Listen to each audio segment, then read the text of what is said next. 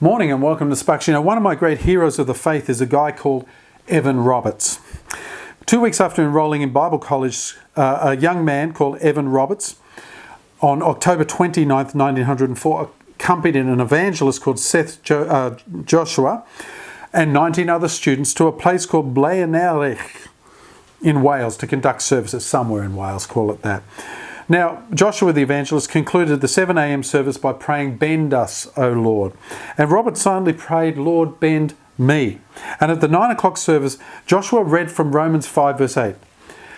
When Roberts heard the words that the evangelist preached, he was suddenly overwhelmed by the divine love as God began bending him and setting him free from his sin and bending him towards his will.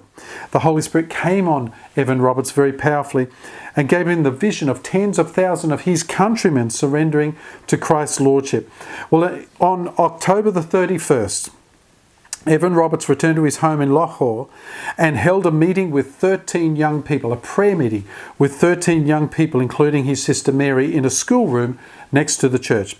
At that prayer meeting, revival broke out among that small group, and then it rapidly spread across the country, and within 6 months, more than 100,000 people have been converted and joined churches right across the country of Wales. It's called the Great Welsh Revival. See, the revival spread around the world. I've been to places in India where they revere Wales because the missionaries from the Welsh revival came and shared the gospel with them, and they saw revival in their midst. So I want to encourage you, as revivals, revival fires will continue to spread around the world, but you be the Evan Roberts. Just yield your life totally to him and say, "Lord, bend me to your will." Because if you do that, he will use you to win your people for Christ. God bless you. Go and be bent to the will of God, and we'll see you tomorrow in Sparks.